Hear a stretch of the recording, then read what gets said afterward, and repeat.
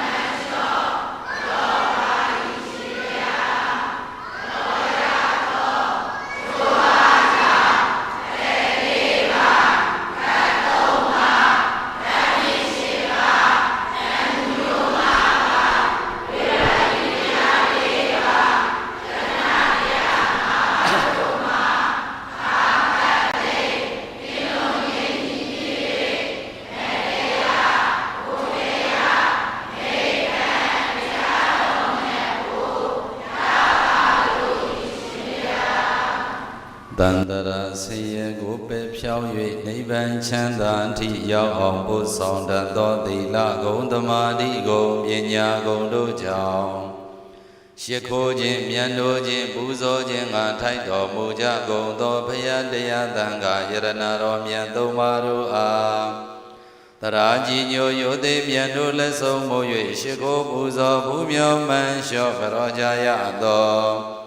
Buzawanda Banama Takisa Gara Wa Kaumu Kudokan Sirana Dujao Andare Bida Yaman Kati Bawarai Kilo Nyenya Godi Dalaye Piyue Ade Shishi Janyan Mama Chanyan Dada Ana Yoga Rele Kingi Kudo Rele Yaya Shun Shun Pya Pya Pim Say she day, Lunai Danai Dadana, Bunai de Bogori, Pija, Vilayen. Mimiro Aloshi at Downda and Do, Gomiado, Abiakin do Logi Su, Body Su Mingala, Bound in the Gua, Menyan Po, Bound Nibaya, Jam Yagulo, Duro, Gondia Rigo, Sadebo, Do Yue. Gozi go nga choza atok nai lue ja di phit ja ba se Ahambandi Tidarane Nadaha Pinsa Dilam Dhamaya Sami Anugaha Gadawa Dilandita Mibandi Ashim Phaya Phaya Davido Dua Dharana Go Tomba Nida Gwa Mava Dila Phaya Romya Go Jindong Khan Yu Saudi Lo Ba Yue Dharana Go Tila Daya Rogo Piro Muba Gom Phaya Namo Tassa Bhagavato Arahato Samma Sambuddhassa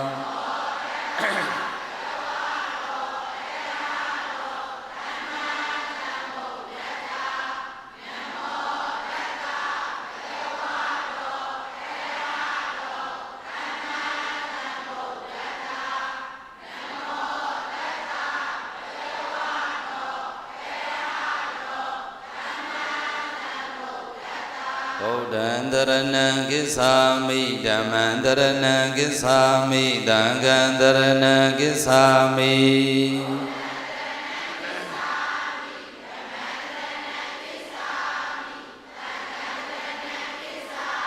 ဒုတိယံဘိဗုဒ္ဓံတရဏံကိစ္ဆာမိဒုတိယံဘိဓမ္မံတရဏံကိစ္ဆာမိဒုတိယံဘိသံဃံတရဏံကိစ္ဆာမိ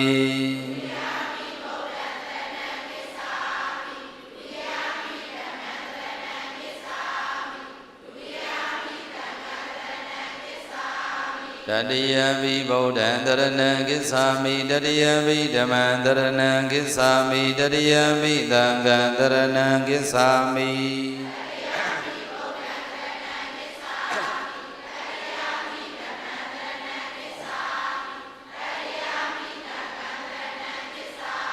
တရဏဂမနံပရိဘုံနံ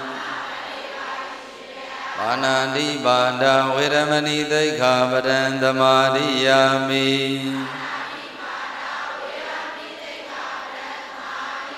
အာဒိဏဒါနာဝေရမဏိသိက္ခာပဒံသမာရိယာမိ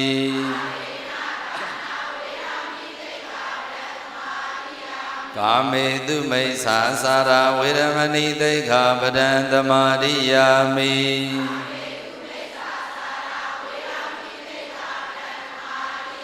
မုဒာဝါဒဝေရမဏိသိက္ခာပဒံသမာရိယာမိ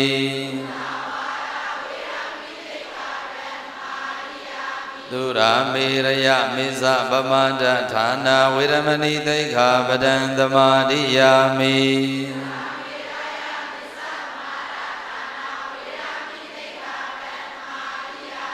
လုံးစုံများစွာတတ္တဝါချမ်းသာကိုယ်စိတ်ပြေပါစေဥပယံပေကင်းစင်ဝေငြိမ်အေးကြပါစေ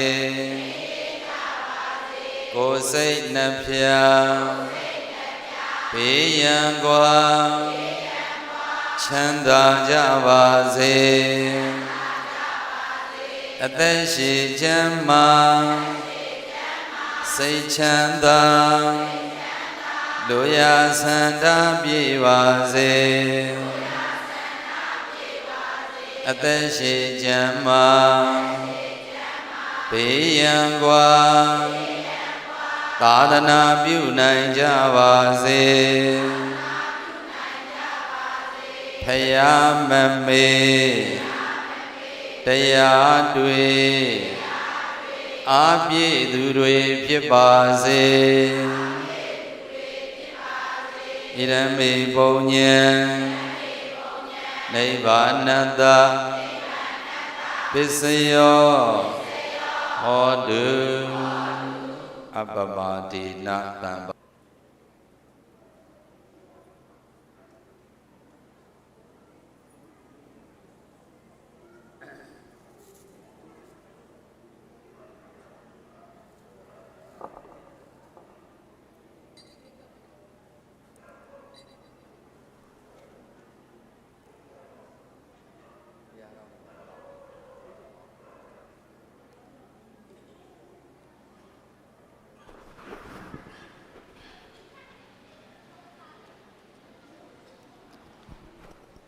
ကဲဘုံဘုံတို့တရားဝင်စတင်ကြပါစို့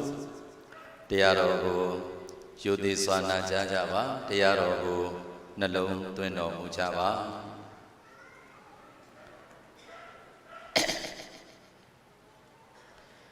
ယနေ့မြတ်ဗုဒ္ဓသာသနာတော်နှစ်2569ခုမြန်မာကောဇာတက္ကရာ1389ခုတကုလဇန်9ရက်2026ခုနှစ်မတ်လ26ရက်ကြာသပတေးနေ့မင်္ဂလာရှိသောကောင်းမြတ်သည့်ညဝိယံချိန်ခါဝဲနန္ဒောနန္ဒ၅ပါးကိုဥထိတ်ထားလျက်28ရက်3လပိုင်း2025ခုတဘာဝငရင်ဘေးကြီးမှာကံမကောင်းအကြောင်းမလားလို့ခွဲခွာသွားရရှာတဲ့ဖခင်ကြီး ဖယားတာယကကြီးဦးတန်းထွန်းမိခင်ကြီးဖယားတာယကမာကြီးဒေါ်တင်နှင်းလက်တာကိုစီယာလင်းမချိုမေဝင်းမြေမတစ်တစ်လင်းမောင်ညံလင်းတို့အားလက်ရှိရောက်နေတဲ့ဘဝကနေပြီးမြင့်တဲ့မြင့်ရာမြတ်တဲ့မြတ်ရာကောင်းတဲ့ကောင်းရာဘုံဌာနစီတို့ရရှိရောက်ရှိပြီးဒီအလူဒါနရဲ့အကျိုးခံစားရပါစေခြင်းအကျိုးမှာရည်စူး၍နှစ်ဖက်သောအဖိုးအဖွားဦးကြီးတော်ကြီးအကိုအမတို့အားအမှုထားလျက်မန္တလေးမြို့ချမ်းမြသာစီမြို့နယ်164ဒီလန်းနေသာသနာဒါယကအလူဒါယကကြီးဦးဝေလျံလင်းသာသနာဒါယကမှာအလူဒါယကမှာကြီးဒေါ်ထူးတင်စာကျော်ထူးစိန်ရွှေရတနာနှင့်ရင်ရင်ဆွေကရေကရာမြန်မာမုံမျိုးစုံမိသားစုတို့ကနေပြီးတော့အမြတ်ဆုံးသောဓမ္မဒါနကောင်းမှုတစ်ခုဖြစ်စေရန်ရည်ရွယ်ပြီးသိက္ခာတော်တင်သိက္ခာထက်နှင့်ယံကံရှင်ပြုနာတ108ပါးအလူတော်မင်္ဂလာဆင်ရင်ခြင်းပါပူဇော်ရ၌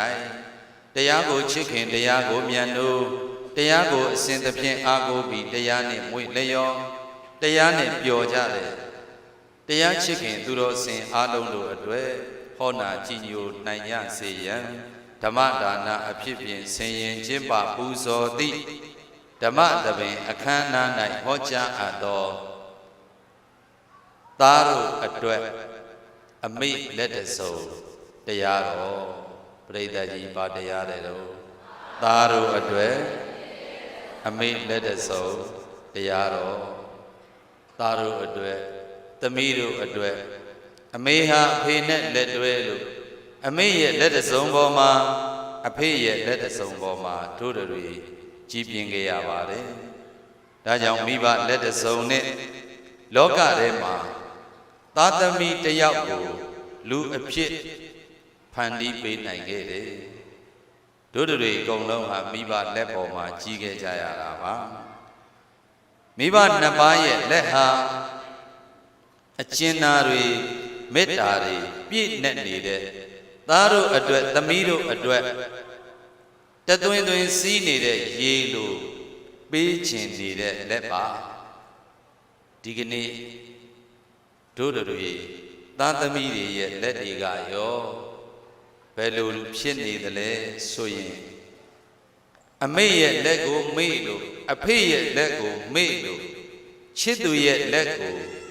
တန်ဖိုးထားမိတတ်ကြတယ်တဘာဝတရားမတားပါဘူးသားတို့သမီးတို့အတောင်စုံလို့ပြန်သွားကြတာ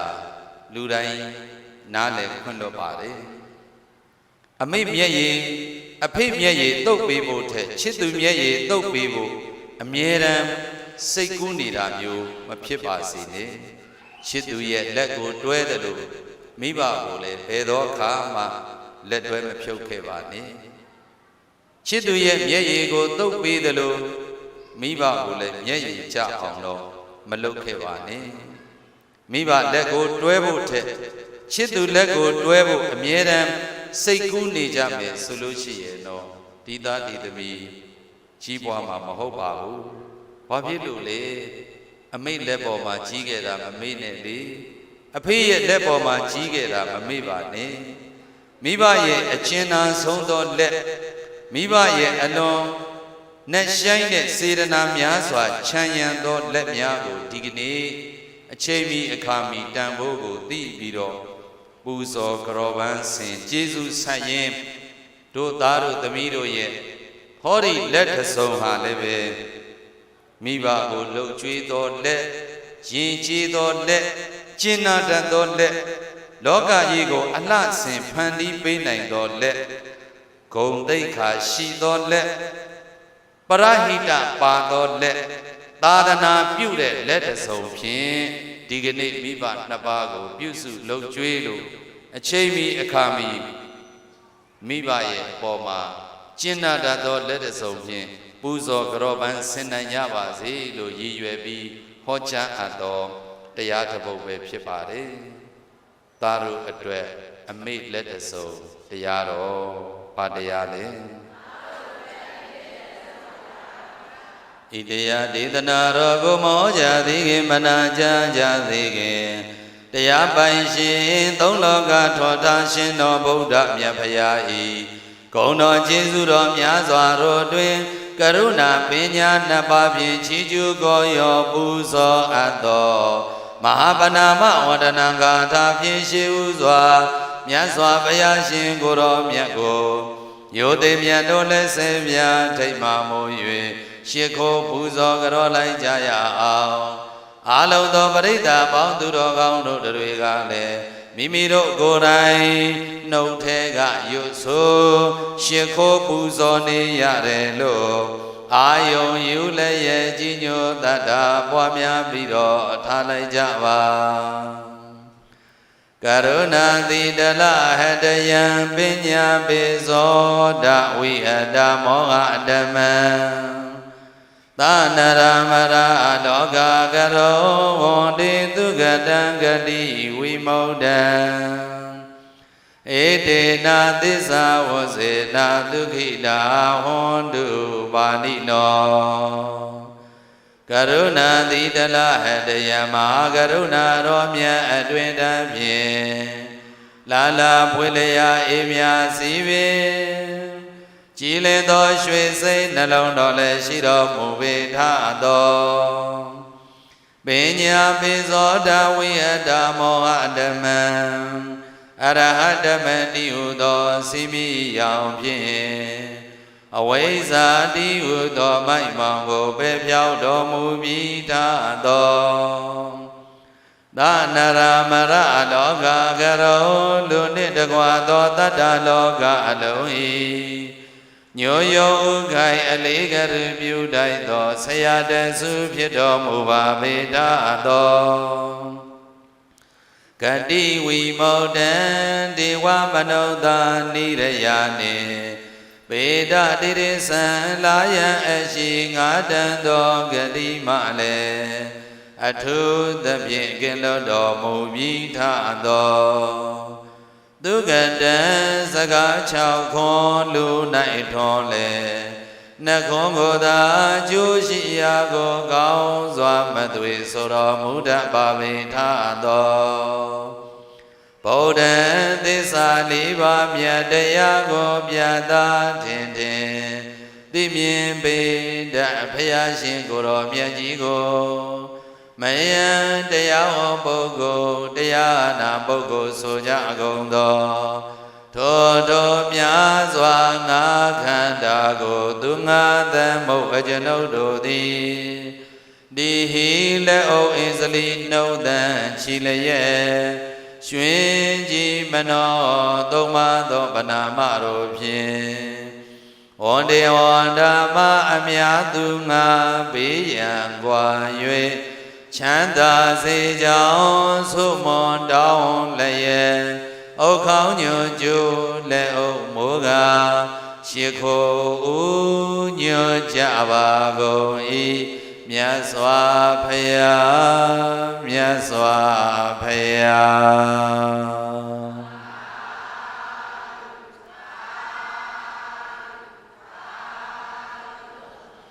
အလုံးပရိသတ်ကြီးတညီတည်းလိုက်ဆိုကြအနန္တ၅ပါးရှ िख ိုးကြောရအောင်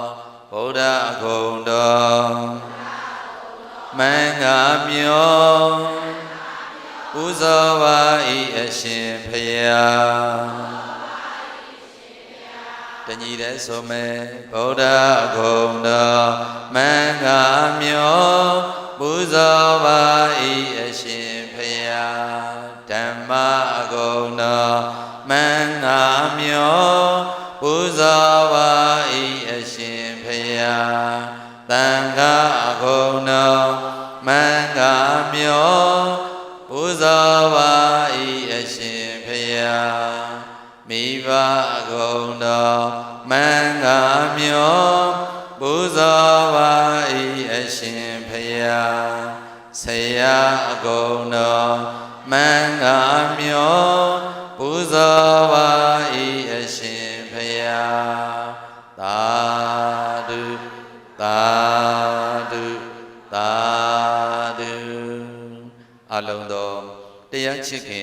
စင်ပေါင်းတို့ယခုအချိန်မှစတင်၍မိမိတို့လိုလားမြတ်တာသောဣရိယာပုတ်ဖြင့်ဗုဒ္ဓရှင်တော်မြတ်ဖရာဤတရားဓမ္မများကိုယိုသေးသောဂါရဝတရားရှိထားလို့မှတ်မှန်သားသာနာကြားနိုင်ကြပါပြီဒီကနေ့ဆင်ရင်ကျင်းပါတဲ့အလုဒ္ဒယကကြီးဥဝေလျံလင်းအလုဒ္ဒယကမကြီးဒေါ်ထူးတင်စာကျော်ထူးစိန်ရွှေရတနာနှင့်ရင်ရင်ဆွေကရေကရမြမမုံမျိုးစုံမိသားစုတို့ရဲ့သိခါတင်သိခါတော်ထယဟန်ကံရှင်ပြုနာတတရား၈ပါးအလူတော်မင်္ဂလာရဲ့အကျိုးဓမ္မသဘင်မှာတရားချစ်ခင်သူတော်စင်အားလုံးတို့အတွက်ဟောနာကြည်ညိုရမယ်တရားကောင်းစဉ်လေးကပရိသတ်ကြီးပါတရားတဲ့လေဟောတော်မဟောသည်မေ့ကုန်ပြီသားတို့အတွက်အမိတ်လက်တဆုံးယခုထိုင်းနေတဲ့သူတွေအကုန်လုံးမိဘလက်ပေါ်မှာကြီးခဲ့တာပဲမို့လားကဘာမှာလူမျိုးစုံဘာသာမျိုးစုံဇယိုက်မျိုးစုံမရှိကြဘူးလားဘာသာမဲ့ဆိုတာရောမရှိဘူးလားအေးအဲ့ဒီဘာသာမဲ့တွေကဘာသာမဲ့ဆိုတော့ပြောရင်ပြောမယ်ပေါ့ဘာပြောမလဲဆိုလို့ရှိရင်ရှေးဘဝနောက်ဘဝမရှိဘူးနတ်ပြည်မရှိဘူးငရဲပြည်မရှိဘူးနိဗ္ဗာန်မရှိဘူးဘာသာမဲ့ဆိုတော့ပြောချင်ပြောမယ်လေသဘောကိုပြောနေတာနော်အဲ့ဒီတော့သူတို့ဘာသာမဲ့မို့လို့ဘယ်လိုပဲပြောနတ်ပြည်မရှိဘူးနိဗ္ဗာန်မရှိဘူးငရဲမရှိဘူးရှေးဘဝနောက်ဘဝတွေဆိုတာမရှိပါဘူးလို့သူတို့ပြောကောင်းပြောကြလိမ့်မယ်ဒါပေမဲ့ပြိဿရေသားသမီးတိုင်းမွေးဖွားလာတာမိဘမရှိဘူးလို့တော့သူတို့မပြောကြပါဘူးဗျာမိဘရဲ့တန်ဖိုးကိုသိဖို့နော်ဒါကြောင့်မလို့ဒီကနေ့သားတို့အတွက်သမီးတို့အတွက်အမိလက်တစုံဟာဘယ်လိုလက်မျိုးလဲအကျဉ်းသာလက်တစုံပါစေရနာတွေပြည့်ဝနေတဲ့လက်ဟောဒီအေယာဝတီမြေကြီးကိုကြည့်လိုက်နေ့လဲစီညလဲစီယခုလဲစီရနာခြင်းမရှိအေးအဲ့ဒီလိုရနာခြင်းမရှိတသွင်းသွင်းစီးနေတယ်လို့မိဘရဲ့နှလုံးသားတွေကဖြစ်ပေါ်၍လာသောမေတ္တာတရားကရုဏာဆိုတဲ့အကျဉ်းသာတရားသာသမီချမ်းသာရင်ဝမ်းသာတဲ့မုဒိတာတရားအပြစ်ရှိရင်တောင်မှအပြစ်လို့မမြင်အပြစ်လို့လည်းမယူတတ်တဲ့ဥပိ္ပခာနှလုံးသားနဲ့ချစ်မြဲချစ်လျက်နောက်ဆုံးထွက်သက်ထီအောင်သာသမီအတွက်ယက်တီပေးသွားတဲ့မိဘတွေပါမှန်ကြရဲ့လားအဲ့ဒီလိုအကျဉ်းသာမေတ္တာမျိုးတွေကိုပရိသတ်ပေါင်းသူတော်ကောင်းတို့ကိုယ်အပေါ်မှာအပြည့်အဝပေးတဲ့ပုဂ္ဂိုလ်ကလောကမှာများမရှိဘူးအမေကလည်းတယောက်တည်းအဖေကလည်းတယောက်တည်းပါကမ္ဘာမှာလူသားတန်ပေါင်း 6,000-9,000 နေကြတဲ့ဒီကမ္ဘာမှာကိုယ်ကိုဖြူစင်သောမေတ္တာကျင့်တတ်သောနှလုံးသားနဲ့မေတ္တာအပြည့်ကရုဏာအပြည့်မုဒိတာအပြည့်ဥပိ္ပခာနှလုံးသားနဲ့နားလည်ခြင်းခွင့်လွှတ်ခြင်းတွေနဲ့တစ်သက်လုံးကိုယ့်အတွက်ပေးဆက်သွားမယ်သူကတော့ကမ္ဘာမှာလူတွေအများကြီးတွေကကိုယ့်အတွက်2ယောက်သေးပါဗျာအဲ့ဒါဘာလို့လဲဆိုရင်အမေနဲ့အဖေပါပဲမိဘ2ပါးပါပဲဘယ်သူနဲ့ဘယ်သူပါလဲဒါကြောင့်ဗုဒ္ဓအရှင်တော်မြတ်ဗျာကဒီမိဘကိုဗြဟ္မာနဲ့တူတယ်ပရိသတ်ပေါင်းသူတော်ကောင်းတို့စိတ်ထဲရောက်အောင်မှတ်ထားစမ်းပါမိဘ2ပါးဟာကိုယ့်အတွက်တော့ဗြဟ္မာနဲ့တူတယ်မိဘ2ပါးဟာကိုယ့်အတွက်ဘာနဲ့တူ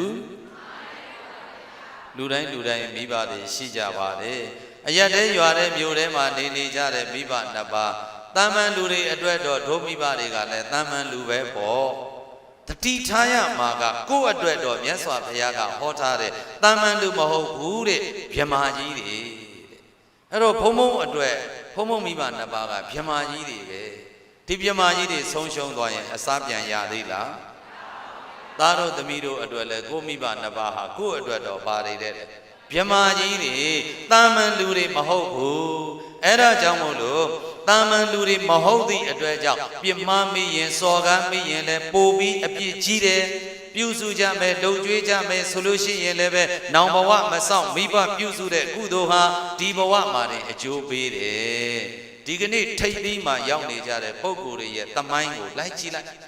လူတွေကပဲဖြစ်ဖြစ်ယဟန်တော်များတွေကပဲဖြစ်ဖြစ်ထိတ်သီးမှာရောက်နေတဲ့အောင်မြင်နေတဲ့ကြော်ကြားနေတဲ့ပုဂ္ဂိုလ်တွေမှန်သမျှဟာမိဘတွေကိုဗြဟ္မာကြီးတွေလို့ဘုရားဟောဒေသနာတော်အတိုင်းရိုသေကြတယ်လေးစားကြတယ်ပြုစုလှုပ်ကြွေးကြတယ်ဘာဖြစ်လို့လဲဘယ်သူမှမပေးနိုင်တဲ့မေတ္တာအပြည့်ကိုယ့်အပေါ်မှာမပေးနိုင်ဘူးလား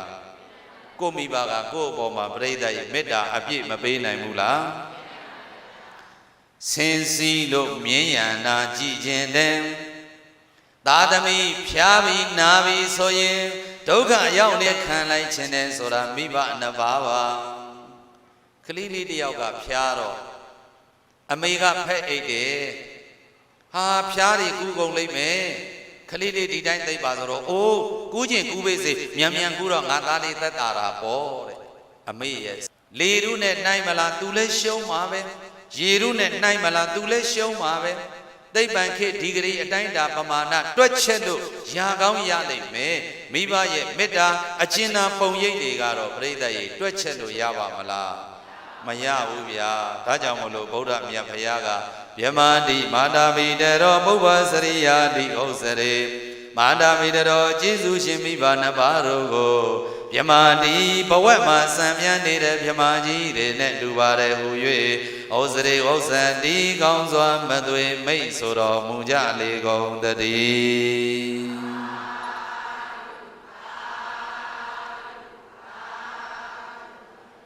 ဗုဒ္ဓရှင်တော်မြတ်ဗျာကမိဘနှစ်ပါးကိုဗျမာနဲ့တူပါတဲ့ဘာဖြစ်လို့လဲဆိုရင်အတိုင်းတာပမာဏမရှိတဲ့မေတ္တာတွေကိုအပေါ်ပေးနိုင်လို့ပါလက်တွေ့သုံးသပ်ကြည့်ရအောင်ကဲပြိဿပေါင်းသူတော်ကောင်းတို့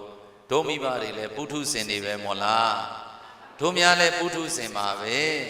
အဲ့တော့ပုထုဇဉ်မို့ပုထုဇဉ်ပြီးပြီးရှင်းရှင်းလင်းလင်းလေးပြောကြမယ်ဆိုရင်ကဲဖုံဖုံရဲ့မိဘနှစ်ပါးကအားလုံးရဲ့အပေါ်မှာဖုံဖုံအပေါ်ထားတယ်လို့သူတို့ထားနိုင်ပါမလားမထားနိုင်ဘူးပရိသတ်ရဲ့မိဘနှစ်ပါးကလည်းပဲဖုံဖုံအပေါ်ထားနိုင်ပါမလား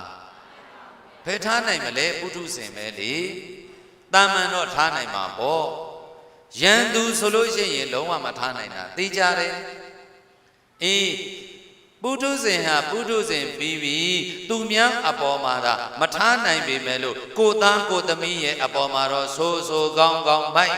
ဟိုဘယ်လိုသားသမီးမျိုးပဲဖြစ်ဖြစ်ပိုလီယိုပဲဖြစ်ဖြစ်ဒုက္ခိတပဲဖြစ်ဖြစ်ကဲတောင်းဆိုမလုံးဆိုတာပြေရိုးထုံးစံရှိတယ်သားဆိုသမီးဆိုပြေရိုးထုံးစံရှိသလားမရှိဘူးအဲ့တော့သူများအပေါ်မှာတော့ပုထုဇဉ်မို့ပြိဿရဲ့တပြေးကြီးမထားနိုင်တာမှန်ပါ၏ကိုသားကိုသမီးရဲ့အပေါ်မှာတော့ဖြူမဲဘယ်လိုသားသမီးမျိုးပဲမွေးလာမေတ္တာအပြည့်မပေးနိုင်ဘူးလားကရုဏာအကျဉ်းသားတွေအပြည့်မပေးနိုင်ဘူးလားသားသမီးချမ်းသာရင်ဝမ်းသာတယ်ဆိုတဲ့စိတ်အပြည့်မပေးနိုင်ဘူးလားသားသမီးအပြည့်ရှိတော်လည်းပဲနားလေခြင်းခွင့်လွှတ်ခြင်းတွေနဲ့ဟုတ်လားသားသမီးအပေါ်ချစ်မြဲချစ်လျက်သူတို့ရဲ့မေတ္တာတရားတွေဟာနောက်ဆုံးထွက်သက်ထိပါပဲဗျာမှန်ကြရဲ့လားအဲ့ဒါကြောင့်ဘုရားရှင်ကအေးချစ်သားတို့မှတ်ထားငါဘုရားဟောမယ်နားထောင်မိဘနှစ်ပါးဆိုတာတာမန်ပုဂ္ဂိုလ်တွေအတွက်တော့တာမန်လူသားပါပဲသားတို့သမီးတို့အတွက်တော့ကိုမိဘဟာကိုအတွက်ဗြဟ္မာကြီးတွေပါကိုမိဘဟာကို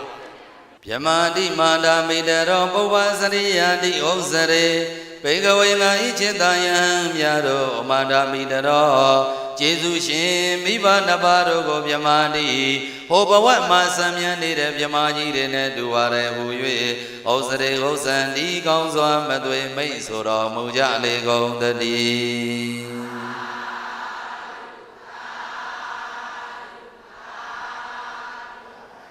ပရိသတ်ပေါင်းသူတော်ကောင်းတို့မိဘနှစ်ပါးဆိုတာကိုအတွက်တော့ဗြဟ္မာကြီးတွေပါဘာဖြစ်လို့ပြောရတယ်လဲဆိုရင်တဲ့ဗြဟ္မာကြီးတွေဟာပရိသတ်ရဲ့ဗြဟ္မစိုးတရား၄ပါးနဲ့နေတာဗြဟ္မစိုးတရားဘယ်နှပါးကဲအားလုံးလိုက်ဆိုမေတ္တာတရားကရုဏာတရားမုဒိတာတရား ဥပေက္ခတရားပရိသတ်ကြီးဗြဟ္မစိုးတရားဘဏ္ဍပါဗြဟ္မာကြီးတွေမို့နေနိုင်တာလူသားကဘာကြီးမှာပုထုဇဉ်လူသားတွေအဲ့ဒါလောက်ကြီးမေတ္တာကရုဏာမုဒိတာအပြည့်မနေနိုင်ဘူးအလုံးရဲ့အပေါ်မှာတပြေးညီထားနိုင်ရဲ့လား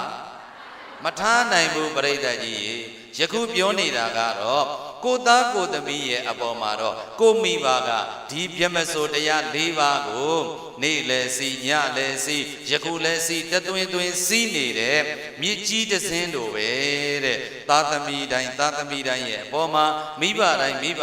မေတ္တာရေးစင်တွေတသွင်းသွင်းစီးကရုဏာရေးစင်တွေတသွင်းသွင်းစီးသာသမီချမ်းသာရင်ဝမ်းသာလိုက်တာ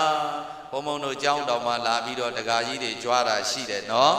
ဩဘုံဘုံကမိဘမေတ္တာတရားတွေဟောနေတဲ့ဘုန်းကြီးဆိုတော့ရင်ထဲကသူသားသမီးအတွက်ပီတိတွေဖြစ်နေတာကိုသိတယ်။ဘာလာပြောလဲဆိုတော့ရှင်ဘုရားတပည့်တော်တို့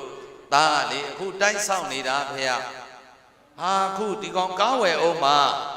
သူလည်းဘာမှမရပဲနဲ့ပြောနေတာလေ။နော်သူသားကသူဘလို့ထားတယ်တော့မသိဘူး။ तू ကတော့သူသားတိုက်ဆောင်နိုင်တဲ့အကြောင်းကားဝယ်နိုင်တဲ့အကြောင်းအဲ့ဒါဘုန်းကြီးကျောင်းတော်လာပြီးတော့ तू ကကြွားနေတာပီတိတွေဖြစ်လွန်းတော့ရင်ထဲကနေပြည့်ရှမ်းပြီး तू မစားရရင်နေပါစေ तू သားသမီးတွေတိုက်ဆောင်ကားစီးနိုင်ပြီဆိုတာအဲ့ဒါအရက်ထဲလေလှည့်ပြောလို့ကုန်းပြီးထင်ပါရဲ့ယခုဘုန်းကြီးကျောင်းတွေရောက်လာတာအဲ့ဒါမုဒိတာတရားခေါ်တယ်ဘာတရားပါလဲ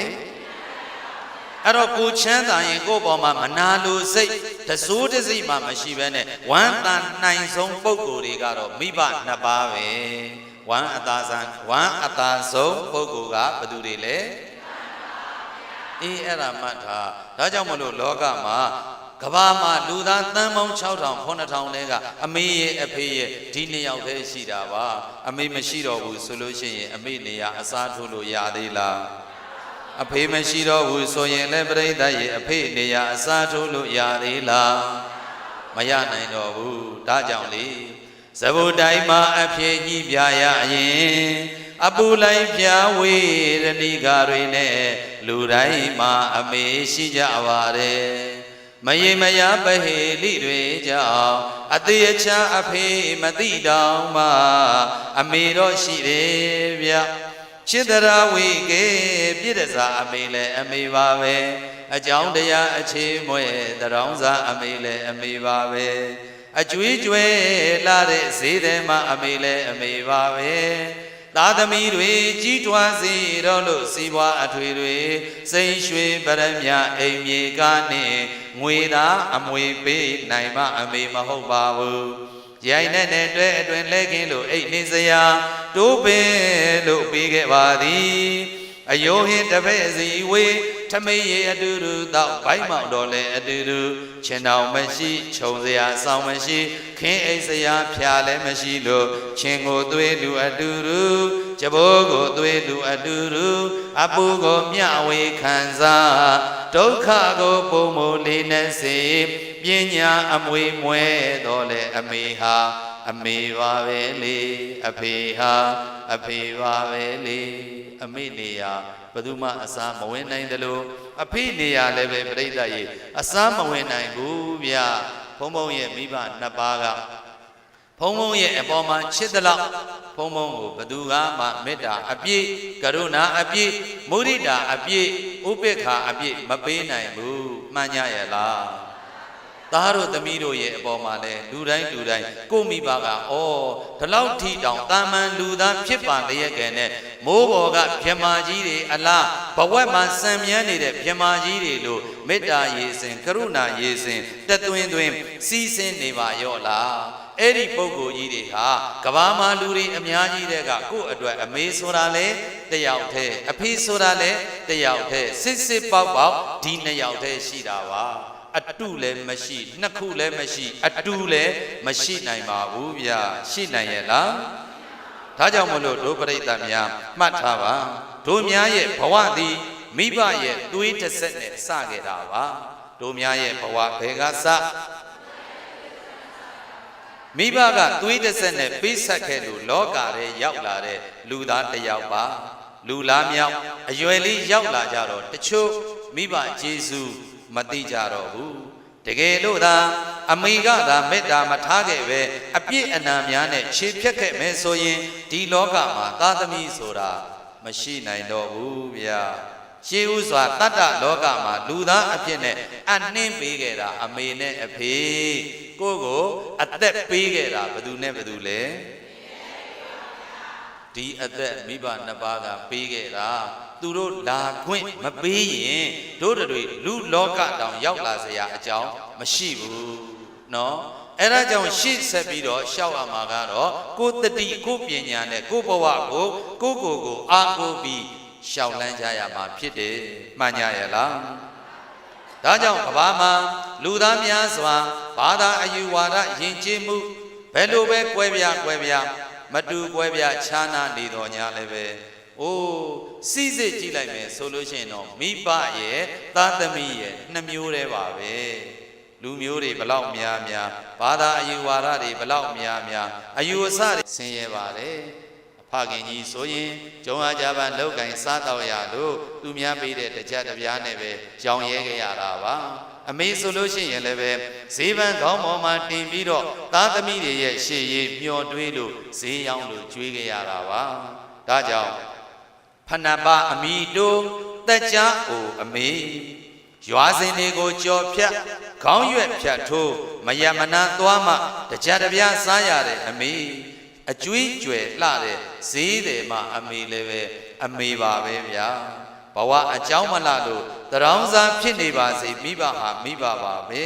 တအိမ်စဉ်တအိမ်တဲ့အဝိလျှော်စားရပါစေအမေဟာအမေပါပဲဂုံနှိမ့်တယ်ဂုံညံ့တယ်လို့မတွက်ပါနဲ့ဘဝလုံးချလွန်းကိုသားကိုသမီးတွေကိုဘာမှမပေးနိုင်ရင်တောင်ဖြူစင်တဲ့မေတ္တာတွေကိုတော့မိဘလောက်ကိုယ့်အပေါ်မှာဘယ်သူမှမပေးနိုင်ဘူးဆိုတာဒီကနေ့သားတို့သမီးတို့ယုံပေးပါတလိษံဖြစ်သောကြက်မကြီးကသူ့ကလေးတွေသူ့ရဲ့ကြက်ကလေးတွေကိုရှာပြီးရက်ကျွေးနေတာကိုမြင်ရင်ဩလူသားဖြစ်တဲ့ငါမိဘတွေကငါတို့ကိုဘယ်လိုပင်ပန်းကြီးစွာရှာဖွေ၍ကျွေးမွေးခဲ့ရတာရှာဖွေ၍ကျွေးမွေးခဲ့ရတယ်ဆိုတာကိုအလုံးစဉ်းစားကြည့်ရင်သိမြင်နိုင်ပါတယ်သားသမီးတွေအနေနဲ့ဘလောက်ပဲတော်ဘလောက်ပဲတက်ဘလောက်ပဲထက်မြက်လို့ဘယ်လိုအဆင့်တန်းမျိုးတွေရောက်နေပါစေဒီကနေ့သားသမီးတိုင်းဟာမိဘတွေကပေးလိုက်တော့အသွေးအသားတွေကကျေးဇူးတရားတွေကိုသားတိုင်းသမီးတိုင်းတရိယာပေးပါဒီလိုဆိုရင်ဘုံဘုံရှင်နေမင်းကဘာပြောခြင်းတလဲဆိုရင်ဒီစကားလေးနှလုံးသားထဲအထိရင်ထဲအထိရောက်အောင်ယူသွားစမ်းပါအမေနဲ့ပတ်သက်တဲ့ကုသိုလ်ဘသူရှိမှရမယ်အမေရှိမှရမယ်အဖေနဲ့ပတ်သက်တဲ့ကုသိုလ်ပရိသတ်ရေဘသူရှိမှရမယ်အမေမရှိရင်အမေနဲ့ပတ်သက်တဲ့ကုသိုလ်ရပါဦးမလားအဖေမရှိရင်အဖေနဲ့ပတ်သက်တဲ့ကုသိုလ်ရပါဦးမလားမိဘမရှိတော့မှအိုးစိန်နဲ့ရွှေနဲ့တိုက်နဲ့ကားနဲ့ဟိုတယ်လောက်ကောင်းတဲ့အဆောက်အဦကြီးနဲ့ရွှေနန်းတော်လောက်ကောင်းတဲ့အဆောက်အဦကြီးနဲ့ဘယ်လိုဝင်နေရတော့ညာလဲမိဘနှစ်ပါးအိမ်ဦးကန်တင်မထားလိုက်ရသည့်အတွက်ကြောင့်ကိုယ့်အတွက်အဲ့ဒီဟိုတယ်လောက်ကောင်းတဲ့အဆောက်အဦကြီးရွှေနန်းတော်လောက်ကောင်းတဲ့အဆောက်အဦကြီးဟာကိုယ့်အတွက်အသက်မဝင်တော့ပါဘူးဗျာဒါကြောင့်လေအမေမရှိလည်းရင်လားရွှေတိစင်စီအောင်တော်အမြင်သာအသွင်ဆန်းပေးလိမ့်နန်းတော်ကြီးအယုတ်အိမ်အမေဖေမရှိရင်နန်းတော်ကြီးဟာအယုတ်အိမ်ကြီးဖြစ်သွားပါပြီဒါကြောင့်လေအမေရှိနေအောင်မယ်ဆိုရင်ပေါ့အဖေရှိနေအောင်မယ်ဆိုရင်ပေါ့စိန်နေမရှိခြင်းနေပါစေတော့ရွှေတွေမရှိခြင်းနေပါစေတော့အစင်းဗလာမွဲလို့သေးတော်လေတဲကုတ်ကလေးအေးရင်မှာခွဲမလွန်နိုင်ဘူးဆွဲညော့ခဲ့အမေနဲ့အိမ်ခွဲမလွန်နိုင်ဘူးဆွဲညော့ခဲ့အဖေနဲ့အိမ်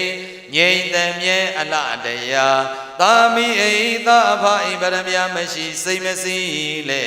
မမိန်မီမေတ္တာတကိုကြောင့်ယိုး၍မသွားမိဘမေတ္တာယိုးတဲ့လူများရှိသလား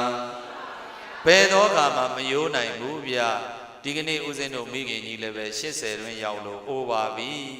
အမေအိုဝေးမဲ့မေတ္တာတရားတွေကတော့ပြိဿရေနုပြိုလန်းဆန်းလို့နေတော့မှာပဲဖခင်ကြီးကတော့မရှိခဲ့တာ16နှစ်လောက်ရှိပြီ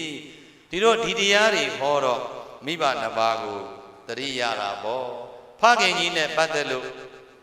ဘုံဘုံမှာနောင်တတကူကြံရည်တယ်အဲ့ဒီလိုနောင်တမျိုးဒီကနေ့ဒီတရားနာရတဲ့သားတို့သမီးတို့သူတော်ကောင်းပေါင်းတို့မဖြစ်စေခြင်းဘူးဘာနောင်တလဲဆိုတော့ဖခင်ရဲ့စန္ဒာလေးတစ်ခုဖြည့်ပေးနိုင်တဲ့သားတစ်ယောက်ဖြစ်ပါလျက်ခဲ့နဲ့ဖြည့်မပေးလိုက်ရဘူးဒီကနေ့ဘုံဘုံတို့သာသနာပြုကောင်းမှုတွေများစွာလုပ်လို့ဘာတွေပဲဘယ်လိုလုပ်ပါတယ်ပြောဖခင်ကြီးနဲ့ပတ်သက်တဲ့ကုသိုလ်ဒီကနေ့ရအောင်မလားမရတော့ဘူးအဲ့တော့ဖခင်ကြီးကရွှေတကုံဖရာကြီးဖူးခြင်းလို့တဲ့အဲ့ဒါလေးပြောသွားတာဘုံဘုံတို့ကလည်းပဲမအားလို့နဲ့ပေါ့ဗျာ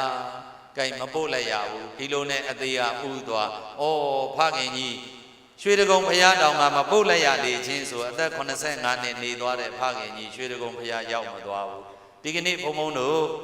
သာသနာပြုလုပ်ငန်းတွေကောင်းမှုတွေများစွာပြုလို့ဘုရားတဲ့เจ้าဆောက်ပရာဟိတလန္တရာဘာမကျန်ကောင်းမှုတွေဓမ္မပူဇာနဲ့မတီလို့အားလုံးရဲ့ကုသိုလ်တွေနဲ့ဝေးစားနေအောင်လုပ်ပြီးတော့ညာလည်းပဲပြိဿကြီးအဖေကိုရွှေတကုံဖရာမပုတ်လိုက်ရဘူးဆိုတဲ့နောင်တတရားဟာဘယ်ကုသိုလ်နဲ့မှအစားထိုးပြီးဖြည့်ပြောင်းလို့မရဘူးဘုံဘုံတို့ယခုဗုဒ္ဓမြတ်စွာဘုရားရဲ့45ဝါကိုပူဇော်တဲ့အနေနဲ့ဟောဒီမြို့ပတ်လမ်းကနေသွားရင်22လမ်းနဲ့19လမ်းချမြင့်ရဲ့ဒီအနောက်ဘက်ဘေးမှာဟိုအနောက်ဘက်ကမ်းကြီးကိုပြောတာမဟုတ်ဘူးမြို့ရိုးရဲ့အနောက်ဘက်မှာဘုရားရုပ်ပွားတော်ကြီးမန္တလေးမှာအကြီးဆုံးဘုံဘုံတို့တည်ထားတယ်ဒါအဖေမရှိမှအဖေကိုရည်စူးလို့အဖေရောက်ရဘဝကသိနိုင်မြင်နိုင်ကြားနိုင်သာဓုခေါ်နိုင်ပါစေအဖေအတွက်ကျေးဇူးတွေဆက်ခြင်းနဲ့မိခင်ကြီးကိုလည်းလိုလေသေးမရှိအောင်ထားတယ်အဲ့ဒီတော့ဒီကုသိုလ်တွေအဖေအတွက်ဖြစ်ပါစေဆိုပြီးဘယ်လိုပဲကြီးကျယ်သောလုပ်ငန်းကြီးတွေကောင်းမှုကြီးတွေလုပ်နေတော်ညာလည်းပဲပြိဿကြီးပြေးသွားတယ်လို့မရှိဘူးဗျာဘာဖြစ်လို့လဲအမေနဲ့ပတ်သက်တဲ့ကုသိုလ်ကအမေရှိမှကိုရမှာအဖေနဲ့ပတ်သက်တဲ့ကုသိုလ်ကပြိဿကြီးဘယ်သူရှိမှရမှာယခုအဖေမရှိတော့ပြိဿရဲ့ရသေးလားမရနိုင်တော့ဘူးဒါကြောင့်ဒီကနေ့မိဘရှိကြသေးတယ်ဆိုတဲ့သားသမီးတွေကဘုံဘုံတို့တဲ့ကံကောင်းတယ်နော်ဒါကြောင့်မလို့မိဘကိုပြမကြီးတွေလို့မြတ်စွာဘုရားဟောတဲ့ဒေသနာတော်အတိုင်းယူသေးပါလေးစားပါဒီမိဘနှစ်ပါးကကိုယ့်အပေါ်မှာဘသူနဲ့မှမတူတဲ့မေတ္တာအကျဉ်းနာကရုဏာတရားတွေကိုပေးစွမ်းနိုင်သူတွေဖြစ်ပါတယ်သာသမီဆင်းရဲတော့ကရုဏာတဲ့ဆင်းရဲတော့ကရုဏာချမ်းသာတော့ပီတိမိခင်စိတ်ဖခင်စိတ်အပြည့်နဲ့ပါသားတို့သမီးတို့ရဲ့အမေအရေးကိုခိုးအဖေအရေးကိုခိုးကောင်းသူဆိုလေအေးမြစေခဲ့ပါတယ်ဆိုတဲ့သားသမီးတွေအတွက်လည်းပဲချမ်းမြေ့စေခဲ့ပါတယ်အမေဆိုတဲ့မြတ်တော်သစ်ပင်အဖေဆိုတဲ့မြတ်တော်သစ်ပင်မလဲမချင်းအေးလဲအေးနှွေလဲနှွေမွေလဲမွေလောကမှာအမေဆိုတာလဲစစ်စစ်ပေါက်ပေါက်ဒီတယောက်တည်းပါအဖေဆိုတာလဲစစ်စစ်ပေါက်ပေါက်ဒီတယောက်တည်းပါယခုတော့ကြည်စံရေမရှိတဲ့ငါရဲ့အဖေမရှိတဲ့သားရဲ့ရေမရှိတဲ့ငါရဲ့အမေမရှိတဲ့သားရဲ့အားငယ်မချီညှိုးနွမ်းလာပါပြီကျန်တဲ့ကုသိုလ်တွေရှင်ပြုနာတာယခုလို108ပါးတွေရောပရာဟိတတွေရောစတုတိတာတွေရောအကြောင်းတကာဘုရားတကာတွေရောခံယူလို့ကုသိုလ်တွေကြီးကြီးကျယ်ကျယ်လှုပ်ခြင်းလှုပ်နိုင်တော်ညာလည်းပဲပြိဿရဲ့မိဘနဲ့ပတ်သက်တဲ့ကုသိုလ်မိဘမရှိတော့ရင်ရပါအောင်မလားဒါကြောင့်လေအားငယ်မချီညှိုးနွမ်းလာပါပြီဒါကြောင့်အမေရှိစဉ်ခင်မင်ခြင်းနာအဖေရှိစဉ်ခင်မင်ခြင်းနာစာနာယူရာပြုစုကြပါစို့လားတို့ညီကုန်းမောင်နှမအများတို့ရဲ့ဒီကနေ့အမေကိုပြန်ကြည့်တော့အမေလည်းပဲအရွယ်လွန်လို့အသက်ကြီးပြီနေညိုရင်တော့အားငယ်အမေအိုပြီးပေါ့သားရဲ့နေညိုရင်တော့အားငယ်အဖေအိုပြီးပေါ့သားရဲ့ယခုအချိန်ဆိုအမေအိုမယခုအချိန်ဆိုအဖေအိုမအဝေးရောက်သွားကြတဲ့သားသမီးတွေကိုလွမ်းရင်အတွေးဖို့ဝမ်းနေလို့ အမေတို့အဖေတို့ငိုနေရပြီပေါ့သားတို့သမီးတို့ရဲ့မိဘနှစ်ပါးဟာအသက်အရွယ်ကြီးလာသိသနာစရာကောင်းတာဘာဖြစ်လို့လဲသူတို့ရဲ့အားတွေဟာလေသားကိုကြည့်ပြီးအားရှိနေရတာသမီးကိုကြည့်ပြီးအားရှိနေရတာဒီသားဒီသမီးကသူတို့ကိုမထေမဲ့မြင်ပြုရင်သူတို့မှာအယံမျက်နှာငယ်ပြီးအားငယ်ရှာကြတယ်သားသမီးတွေကိုမတွေ့ရမမြင်ရရင်သူတို့ရဲ့စိတ်ထဲမှာလေအရာရာဘလောက်ပဲပြည့်စုံအောင်ထားပါတယ်ပြောသားမျက်နှာမမြင်ရရင်သမီးမျက်နှာမမြင်ရရင်သူတို့ရဲ့ဘဝမှာမပြည့်စုံရှာဘူးဒါကြောင့်သားသမီးတွေကိုအမြဲတမ်းမျှော်လင့်နေတာကမိဘနှစ်ပါးဘုံဘုံတို့ထိုင်းမှာကြွပြီးတော့လေတရားဝဲတွေဟောခဲ့ပါတယ်အဲ့ဒီမှာထိုင်းမှာနေတဲ့သားသမီးစီကနေပြီးယခုဗမာပြည်မှာကျန်ရတဲ့မိဘစီကိုတယ်လီဖုန်းလာတယ်ပေါ့ဟိုမှာသွားပြီးတော့နေတာ9နှစ်6နှစ်လောက်ရှိပြီအဲ့တော့မိဘနဲ့မတွေ့ရတာလဲ9နှစ်6နှစ်ပေါ့နိုင်ငံခြားရောက်သွားတော့ပြန်လာဖို့လဲတော်တော်နဲ့မလွယ်ဘူးလေအဲ့ဒီမှာသားသမီးတွေကအဝေးရောက်သွားတော့မိဘရဲ့မေတ္တာအကျဉ်းနာပုံရိပ်တွေကိုပြန်လဲတရိယာတန်းတာပြီးငါအမေအိမ်မှာနေတော့ငါဖျားတယ်ဆိုလို့ရှိရင်လဲအလုံနာတယ်ဆိုအမေကခုခတ်ကျွေးတယ်ဆံပြုတ်ချိုတိုက်တယ်ဟဲ့ကောင်လေးဘာစားအောင်မလေးအဖေကလည်းပဲနေမကောင်းလို့ရှိရင်ငါသားအနာယူမင်းတို့ကငါလှုပ်ကျွေးနိုင်ပါတယ်ကွာအဖေရဲ့ပြောတဲ့အတန်လေးအမေပြုစုယူရတဲ့ကျင့်နာမှုလေးတွေအဝေးတနေရာရောက်တဲ့သားသမီးတွေကတတိရကြတယ်ပေါ့ဒီလိုနဲ့ထိုင်းမှာနေတဲ့သားတစ်ယောက်ကနေပြီးဗမာပြည်မှာအဖေစီကိုလှမ်းပြီးတော့ဖုံးဆက်တာဖုံးဆက်တော့အဖေကဖုံးကြိုင်အဖေနေကောင်းလားကောင်းပါတယ်သားရဲ့သားတို့ရောနေကောင်းရဲ့လားကောင်းပါတယ်အဖေရဲ့မိဘရဲ့အိမ်မှာနေတော့ကသားတို့စိန်ကြကြနေခဲ့ရတယ်ယခုနိုင်ငံသားမှာလာပြီးတော့အလုပ်လုပ်နေရတာအဲ့တော့အလုပ်ကပြက်လို့လည်းမရဘူးအစစအရာကလည်းငွေကြေးပမာဏတွေကမတူတဲ့အခါကျတော့သားတို့နားရက်ကိုမရှိပါဘူးအဖေရဲ့မိဘနဲ့ဝေးမှမိဘရဲ့အကျဉ်းနာမေတ္တာတရားတွေမရတော့ဘူးဆိုမှသားလီအဖေကိုလည်းလွမ်းလိုက်တာဗျာ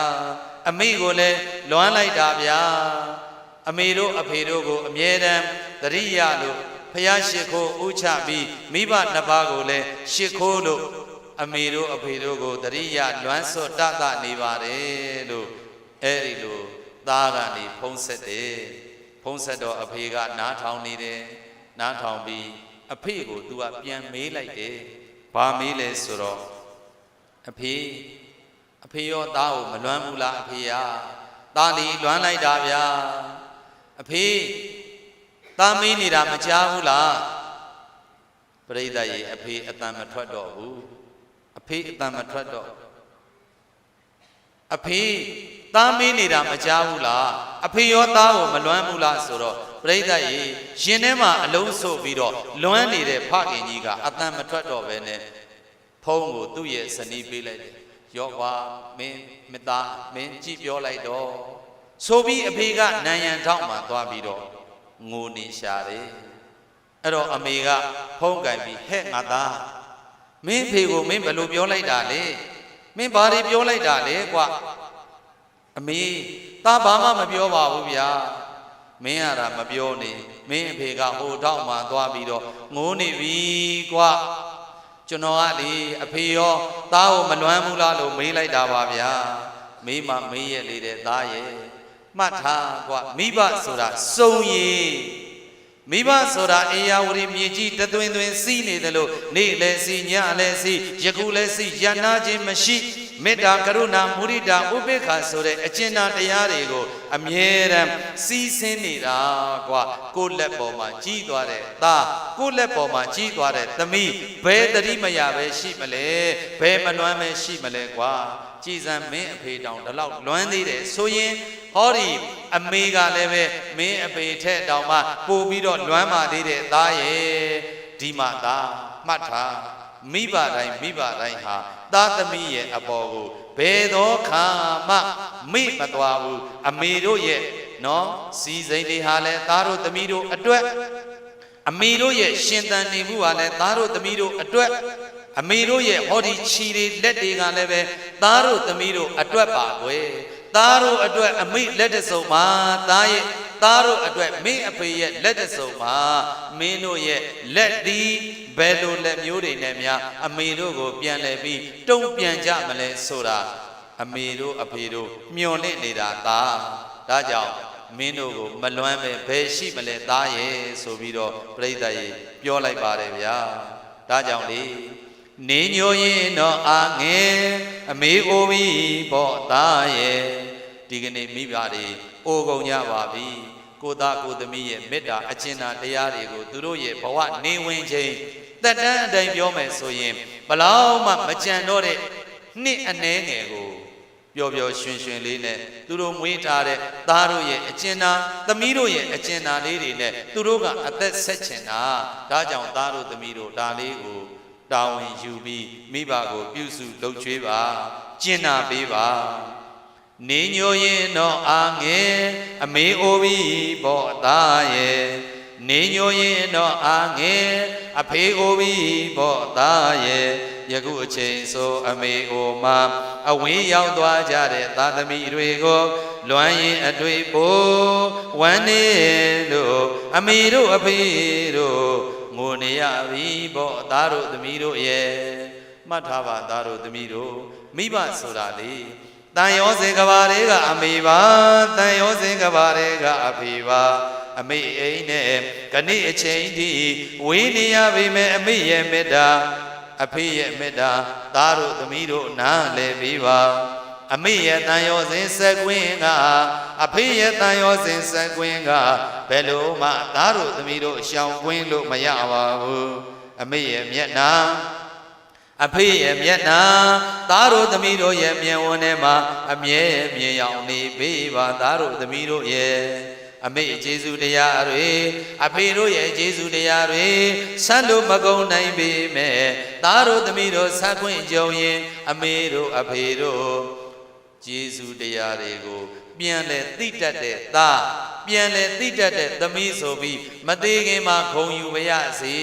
တဲ့အမေရဲ့နှလုံးသားတွေကအဖေရဲ့နှလုံးသားတွေကပြောလိုက်တဲ့အတန်လေးတွေပါ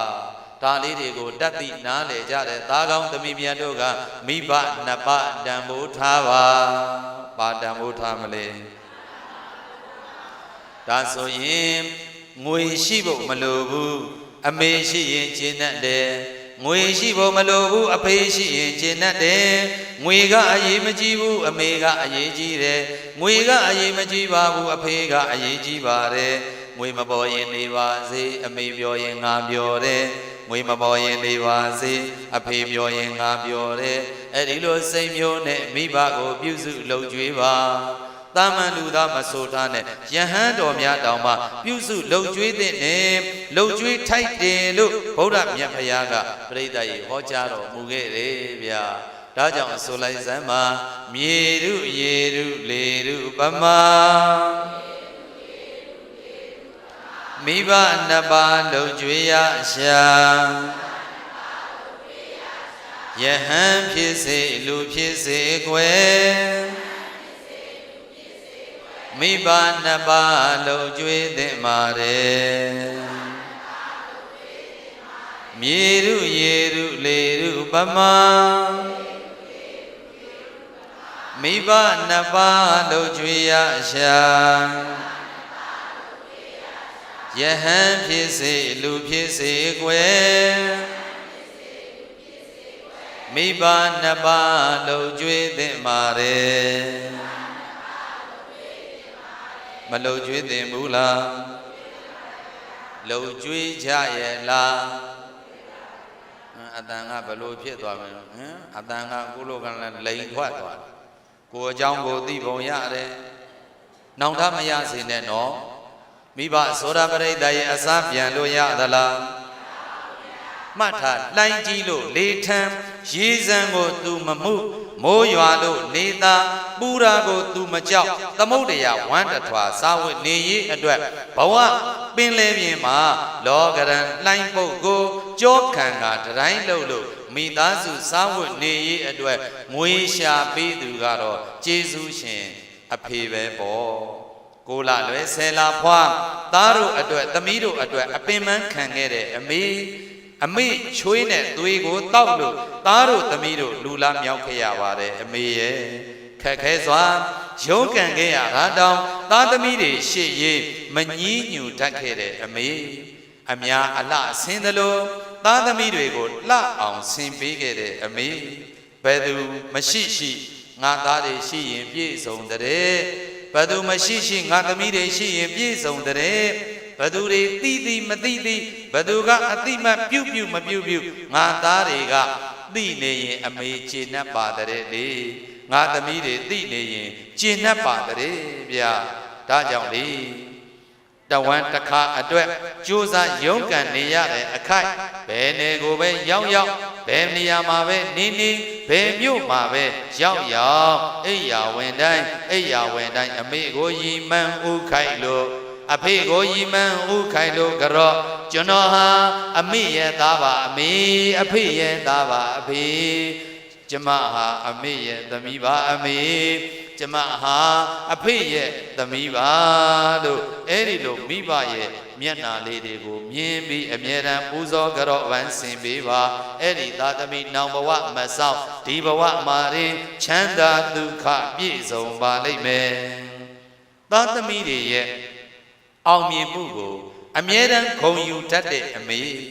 သားသမီးတွေရဲ့အောင်မြင်မှုတွေကိုချမ်းသာမှုတွေကိုအမြဲတမ်းဂုဏ်ယူတတ်တဲ့အဖေအခါခွင့်သင့်တဲ့တနေ့မှာအမေရှိတဲ့နေရာအဖေရှိတဲ့နေရာကိုအပြေးပြန်လာပြီးအမေကိုဝေကြီးဝဲငယ်ပြုစုလို့အဖေကိုဝေကြီးဝဲငယ်ပြုစုလို့အမေပေါ်တင်တဲ့အကျွေးအဖေပေါ်တင်တဲ့အကျွေးသားတို့သမီးတို့ကြည်အောင်ဆပ်ပရစေပါအမေနဲ့အဖေလို့မိဘတွေရှိတော့မှမိဘရဲ့တန်ဖိုးကိုသိပြီးတော့နားလည်ပေးပါမှန်ကြရလားဗျာဒါဆိုလို့ရှိရင်တို့များအတွက်မိဘနှစ်ပါးဟာဗြဟ္မာကြီးတွေနဲ့ဘာကြောင့်တူနေရတယ်လဲဆိုရင်ဗြဟ္မာကြီးတွေရဲ့စိတ်ထားမျိုးတွေဟာပြောမကုန်နိုင်အောင်ရှိနေလို့ပဲမိဘဟာအသက်ပေးမွေးခဲ့တဲ့အမေကျေးဇူးများတယ်လို့ဖခင်ကြီးများဟာလည်းပဲအမေတွေလိုသားသမီးတွေရဲ့အပေါ်မှာချစ်တော်လဲသူတို့ရဲ့အချစ်ကိုထုတ်မပြတတ်ဘူးအမေတွေလိုသားသမီးတွေဆင်းရဲဒုက္ခဖြစ်နေရင်သူတို့ရဲ့မျက်ရည်ကိုဖခင်ကြီးများကထုတ်မပြတတ်ဘူး။ကွယ်ရာမှာတိတ်ကလေးအန်ကျိတ်ပြီးငါသားလေးတော့ရေတိမ်နစ်ပါပြီကွာငါသမီးလေးတော့ရေတိမ်နစ်ပါပြီကွာဆိုပြီးတော့တိတ်ကလေးကျိတ်ပြီးတော့ငိုနေတဲ့ဖခင်တွေဒီကနေ့အများကြီးရှိပါတယ်။ပခက်လွှဲပေးတဲ့လက်တွေထဲမှာအမေရဲ့လက်ပါတယ်လို့ဖခင်ကြီးများရဲ့လက်လဲပါဝင်နေဆိုတာဒီကနေ့မမေ့ကြပါနဲ့ဒါကြောင့်ဗုဒ္ဓမြတ်ဖရာကိုယ်တိုင်တောင်မှမိဘရဲ့ကျေးဇူးဆက်တဲ့အနေနဲ့9 ဝါမြောက်တော့ဟိုးတာဝရိန္ဒာကိုတက်ပြီးတော့မိဘကျေးဇူးဆက်တဲ့တရားအဘိဓမ္မာတရားဟောကြားတော်မူခဲ့ဘူးတဲ့သာတော်မြတ်စွာဤတတ္တမဝါတာဝရိန္ဒာနံကြွချီမြန်ကဝါဆိုဝါက3 လပတ်လုံးကျေးဇူးဆက်တရားဟောကြားခဲ့ရာမြတ်လာသည့်မွေးမိခင်ဗုဒ္ဓမြတ်ဖရာလည်းပဲမိဘကျေးဇူးတရားတွေပြိတ္တရေမဆက်ခဲ့ဘူးလားအမေကျေးဇူးများတယ်လို့အဖေလည်းကျေးဇူးမများဘူးလားမှတ်ထားအမေကကရုဏာနဲ့ရှင်ချစ်တာတဲ့အမေကဘာနဲ့ရှင်ပြီးချစ်အဖေကကြပညာနဲ့ရှင်ချစ်တာအမေချစ်တဲ့အချစ်ကတနာတာပဲသိတယ်သားသမီးစိတ်ဆင်းရဲတာကိုအမေရဲ့နှလုံးသားကမခံနိုင်ဘူးဘယ်လိုသားသမီးမျိုးပဲဖြစ်ဖြစ်အဲ့ဒီတော့အရက်တောက်တတ်တဲ့သားကအမေစီကိုအရက်ပိုးတောင်းအမေကမပေးဘူးမပေးတော့သားကချွဲပြီလေအမေရလဲဗျာသားကိုအမေရမှမပေးရင်ဘယ်သူကပေးမှလဲဗျာအဲ့ဒါကြောင့်အမေရဲ့သားဟုတ်လားမတော့ဖဲမနေနိုင်တော့ဘူးဗျာအဲ့ဒါကြောင့်ပေးပါအမေရဲ့ဆိုပြီးတော့အဲ့ဒီလိုသူသားစိတ်ဆင်းရဲနေတာလဲတွေ့ရောကရုဏာနဲ့ရှင်ပြီးချစ်တဲ့အမေကသူ့သားကိုအရက်တောက်တာလုံးဝမကြိုက်ပါဘူး ဒါပေမဲ့သားစိတ်ဆင်းရဲနေတာကိုမိခင်ရဲ့နှလုံးသားကမခံစားနိုင်ဘူးအဲ့ဒါနဲ့အိတ်တောင်တွေကပတ်စံလေးထုတ်ပေးပြီးတော့ကဲရော့ရော့အများကြီးမတောင်းနဲ့သွားမင်းအဖေသိရင်တော့မင်းတော့သေတော့မှာပဲသွားဆိုပြီးပြိဿရေအမေကအရက်ဖိုးထုတ်ပေးတယ်အရက်တောက်တာကြိုက်လို့လားသားသမီးစိတ်ဆင်းရဲတာမကြည့်ရလို့လားအဲ့ဒါအမေနှလုံးသားပဲမရှိရင်အိမ်လဲပေါင်ပေးမှာပဲရှိတာတွေလည်းရောင်းပေးမှာပဲမိဘရဲ့နှလုံးသားနော်အဲ့တော့အမေမသေးခင်မှာကိုရှာထားတာလည်းမဟုတ်ဘဲနဲ့အမေအိမ်ပေါင်ရအောင်ရောင်းရအောင်တော့မလုပ်ကြပါနဲ့ဗျာအဲ့ဒီသားသမီးဘယ်တော့မှလည်းချမ်းသာမှာမဟုတ်ပါဘူးနော်ဒါကြောင့်ရှင်နေမင်းတို့ဟောနေတာကစာရွတ်ပြတယ်လို့ဟောနေတာမဟုတ်ပါဘူးရင်ထဲကခံစားချက်တွေနဲ့မျှဝေခံစားပြီးမိဘအပေါ်မှာတန်ဖိုးထားလေးစားလို့ကျင်နာတတ်တဲ့သားသမီးတွေဖြစ်အောင်သားတို့အတွက်အမိလက်တစုံဖြစ်ခဲ့ပြီသမီးတို့အတွက်အမိလက်တစုံအဖေလက်တစုံပေါ်မှာတို့ကြီးခဲ့ရတာအမိရဲ့လက်အဖေရဲ့လက်ဟာတို့များအတွက်ဖြစ်ခဲ့ပါပြီတို့များရဲ့လက်အုပ်တစုံသည်ဘယ်လိုလက်မျိုးတွေနဲ့မိဘကိုပြန်ပြီးကြောကြမလဲတရားပလင်ဖွင့်တော့ဒီတရားဘယ်ရည်ရွယ်ချက်နဲ့ဟောပါတယ်ဆိုတာပြောထားတယ်လေဂုံရှိသောလက်သိက္ခာရှိသောလက်ပရဟိတပါသောလက်သာသနာပြုတဲ့လက်မိဘကိုကျင့်နာတတ်သောလက်မိဘကိုပြုစုလှုပ်ကြွေးနိုင်သောလက်တစုံဖြင့်ပူဇော်ကြော်ပန်းဆင်နိုင်ကြပါစေလို့ဒီရည်ရွယ်ချက်နဲ့ဒီတရားကိုဟောတာပါဒါကြောင့်ဒီကနေ့မိဘကိုပူဇော်ကြော်တဲ့လက်မှာသိက္ခာရှိသောလက်သာသနာပြုတဲ့လက်ရင်ကျေးလိမ္မာသောလက်ပြုစုလှုပ်ကြွေးတဲ့လက်တစုံဖြင့်ပူဇော်ကြော်ပန်းဆင်နိုင်ကြပါစေဗျာ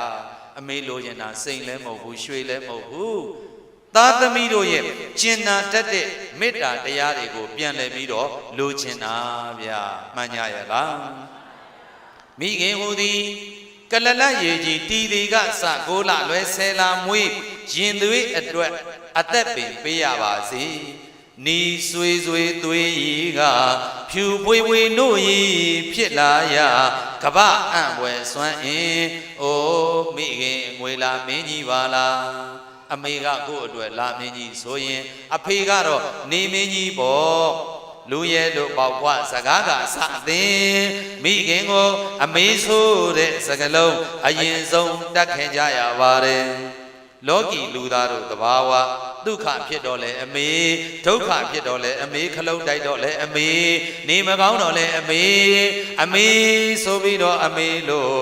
မတာပဲနေလို့မရပါဘူးအမေလို့တာခဲ့ရတဲ့ပုံကိုယ်ကြီးကြီးပါပဲဗျာမှန်ကြရဲ့လားဒါကြောင့်မလို့ဒီအမေဒီအဖေမကွယ်လွန်ခင်မသိခင်လေးမှာမိဘရဲ့အပေါ်မှာကျင်နာတတ်သောလက်စုံဖြင့်ပြန်လည်ပြုစုလှုပ်ကြွေးနိုင်ကြဖို့ရန်အတွက်ဒီကနေ့ဒီတရားကိုဟောကြားတာဖြစ်ပါလေ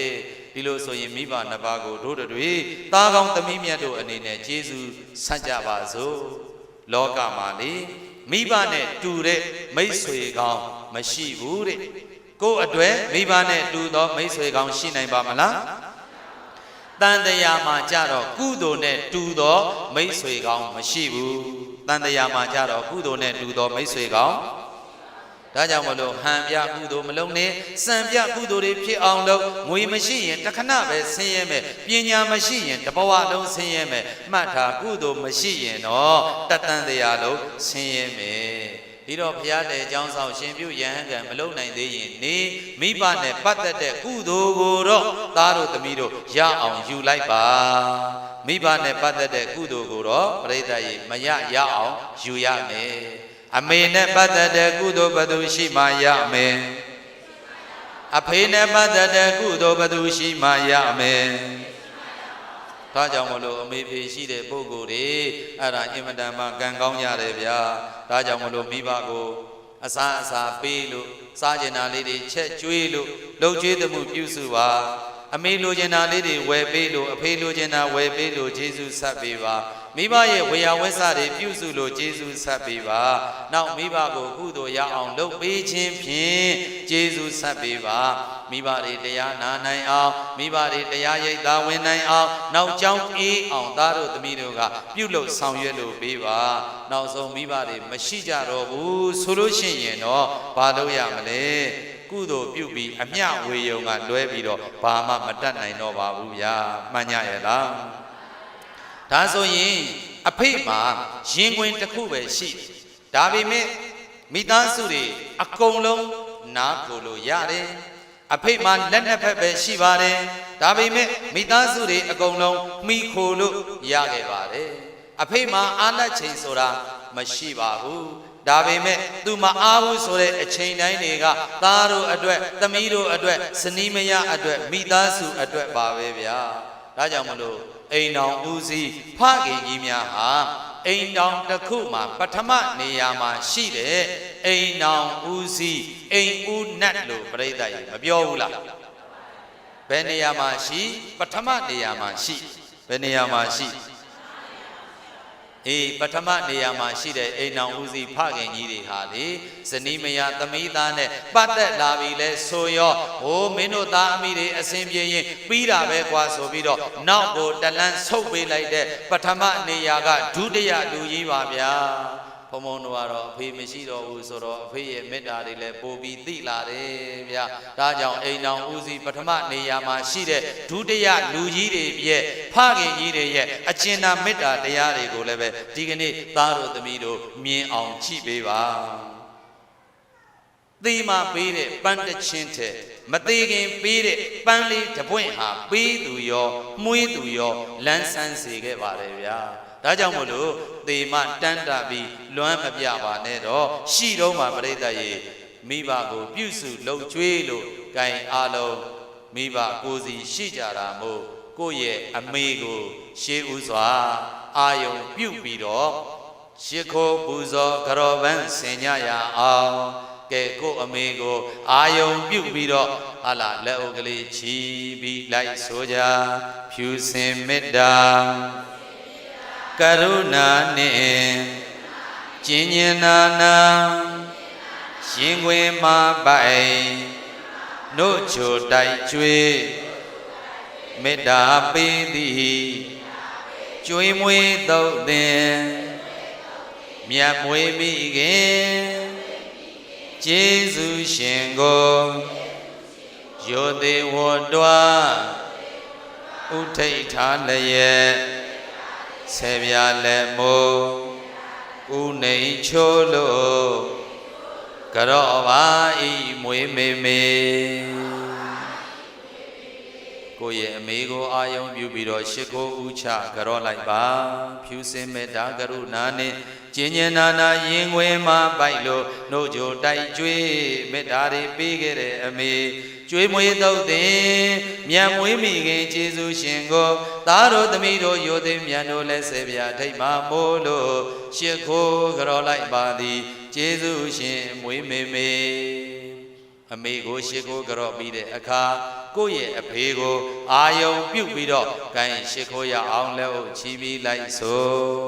ဖြူစင်မေတ္တာကရုဏာနှင့်ဇနီးမယား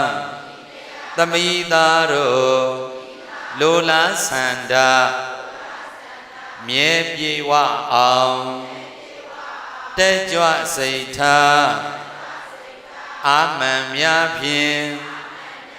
စီးပွားဥစ္စာတိုးပွားရာကိုရှားကြံကြိုးကိုအလုံးလုံးခါယတ္တိပေးသည်အိမ်ဦးနတ်ရှင်ကျွေးဖခင်ကိုယောသေးဝတ္တဝဥထိတ်ထားလျက်ဆေပြလက်မိုးဥနေချိုးလို့ကြော့ပါဤကျွေးဖေဖေကိုယ့်ရဲ့အဖေကိုအာယုံပြုပြီးရှ िख ိုးဥချကြော့လိုက်ပါဖြူစင်မေတ္တာကရုဏာနဲ့ဇနီးမယားသမီးသားတို့ရဲ့ဘောမှာလိုရာဆန္ဒမြဲပြေဝအောင်ရှားကြံကြိုးကိုအလုံးများစွာလုပ်ပြီးတော့ယတ္တိပေးခဲ့တဲ့အိမ်ဦးနတ်ရှင်ကျေးဇူးရှင်ကျွေးဖေဖေကိုရိုသေမြတ်တို့လက်ဆေပြထိတ်မှမိုးလို့ရှ िख ိုးကြော့လိုက်ပါဤကျွေးဖေဖေလို့မိဘရဲ့အပေါ်မှာအပြစ်ရှိကဝန်ချတောင်းမှန်ကြော့လို့ရှ िख ိုးပူဇော်ပြီးပြုစုလုပ်ကြွေးပါဒါဆိုရင်တော့ပြိဿရေ အသက်ထင်ရှားမရှိတော့တဲ့မိဘများအတွက်တော့ဘာလို့ရမလဲဆိုရင်သူတို့ရဲ့နောက်ဆုံးမျှော်လင့်ချက်ကလေးကပရိသတ်ကြီးမှတ်ထားလူမြဝေ၍စောင့်လေမျိုးနွယ်ဝေငါးသွဲကျင်းပွဲသားတို့တာဒီလိုလေးရှိတယ်မို့လားလူမြဝေအလူဒါနပြုကုသိုလ်ကောင်းမှုတွေပြုပြီးတော့ကွယ်လွန်သွားကြတဲ့မိဘတွေအတွက်တော့နောက်ဆုံးကျေးဇူးဆက်ခြင်းဟာကုသိုလ်ကောင်းမှုပြုပြီးအမျှဝေယုံပါပဲတဲ့အဲ့တော့ဦးဇင်းတို့လည်းဦးဇင်းရဲ့ဖခင်ကြီးမရှိတော့ဘူးဆိုတော့ဖခင်ကြီးကိုသားတို့ပြုသည်များကုသိုလ်အမျှဝေရမှာပေါ့ဗျာဒါနပြုကအမျှဝေမှာအဖေကျေနပ်ပါသီလဆောင်ကအမျှဝေမှာအဖေကျေနပ်ပါဘာဝနာပွားကအမျှဝေမှာအဖေကျေနပ်ပါဖြစ်ရဘဝမှာတွေ့မြင်ကအဖေကျေနပ်ပါအဖေစကားနာထောင်သားအဖေအာရကကျေနပ်ပါသာရုခေါ်ကပြုံးရွှင်စွာအဖေကျေနပ်ပါကျေနပ်ပါအဖေစကားနာထောင်ခဲ့တဲ့ဒီသားဒီကနေ့ရှင်နေမင်းဆိုတဲ့အသွင်ဖြင့်ဒီရှင်ဒီပလင်မှာသာသနာပြုခွင့်ရခဲ့တာအဖေစကားနားထောင်ခဲ့လို့ပါ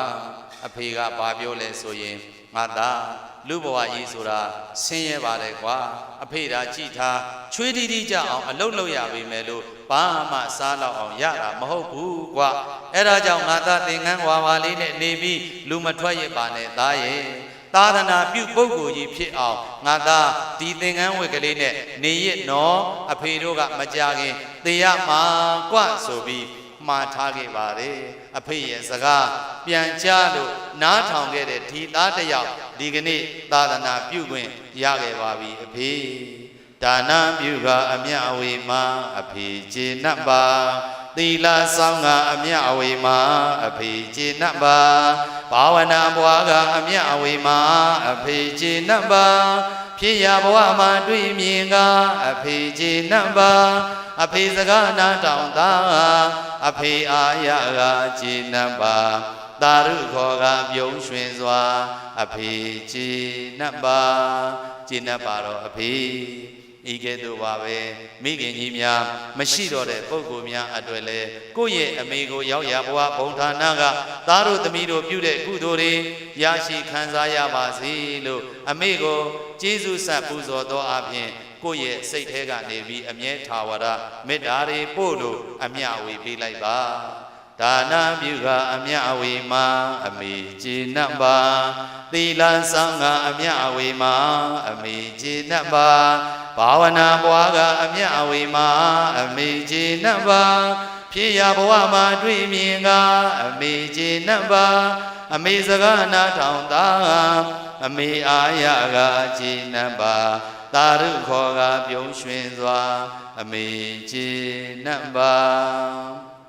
မိဘနှစ်ပါးရဲ့အပေါ်မှာအကျဉ်းသာလက်တစုံဖြင့်ပြန်လည်ပြုစုစောင့်ရှောက်လို့လှုပ်ကြွေးကြမယ်ဆိုရင်အမေရောအဖေရောကျေနပ်မှာပါဒါကြောင့်သားတို့အတွက်အမေလက်တစုံလို့အမည်ပေးတဲ့တရားတစ်ပုဒ်ဤမှာတင်ဏိဂုံချုပ်ပရစေတော့အာလုံးအမြနဲ့ပဲကျေနပ်တော်မူကြပါဒါကြောင့်တို့များရဲ့လက်တစုံဟာလည်းပဲသိက္ခာရှိသောလက်သာသနာပြုတဲ့လက်ပရဟိတပါသောလက်ရင်ကျေးလိမ္မာသောလက်မိဘအပေါ်မှာကျင့်နာတတ်သောပြုစုလှုပ်ကြွေးနိုင်သောလက်အုပ်တစုံဖြင့်မိမိရဲ့မိဘနှစ်ပါးကိုပူဇော်ကြောပန်းဆင်လို့ပြုစုလှုပ်ကြွေးနိုင်ကြတဲ့သားကောင်းသမီးမြတ်တွေကို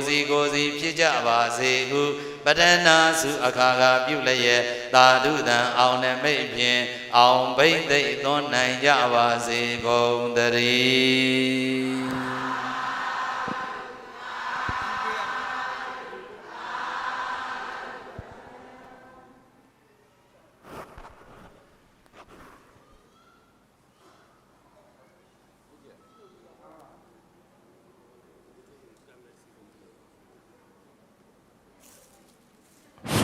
ဟယ်လိုအလူဒါရကဦးဝေလျံလင်းအလူဒါရိကမဒေါ်ဒုတင်သာကျော်ထူးစိန်ရွှေရရာနှင့်ရင်ဆွေကရေကရာမြမမုံမိသားစုမှကျပ်သိန်း30နှင့်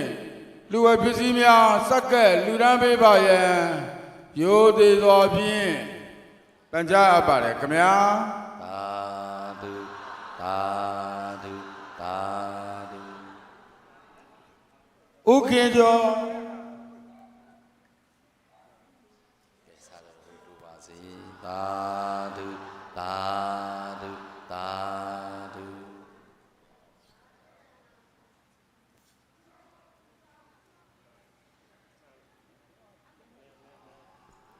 သာ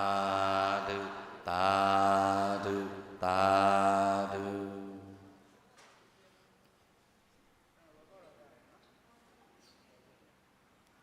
ဥခင်ကျော်ဒေါ်မေတန်းတွေသမီးမတ်မေသူကျော်တိမ့်တန်းစိတ်ရွှေနာမိသားစုမှ3သိန်းချက်တိလူရမ်းပါတယ်ဗျာ သာဓုသာဓုသာဓု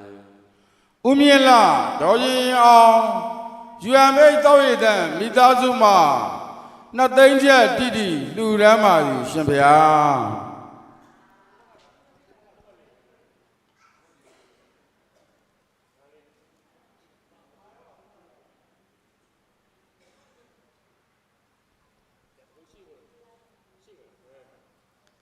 သာဓုသာဓုသာဓု ကိုအောင်မျိုးဦးမဆန်းဆန်းဝင်းတာမောင်ဟိန်းမျိုးခန့်မိသားစုမှအလူတော်ငွေ9သိန်းချက်တိလူရမ်းပါတယ်ရှင်ဗျာ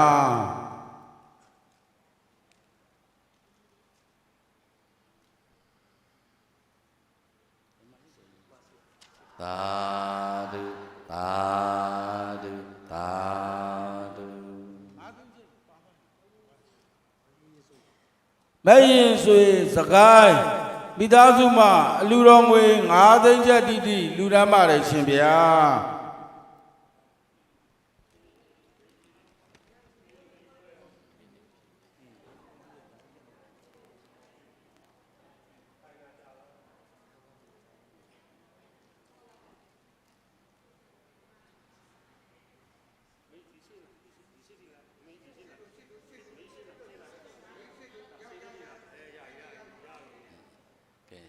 သာ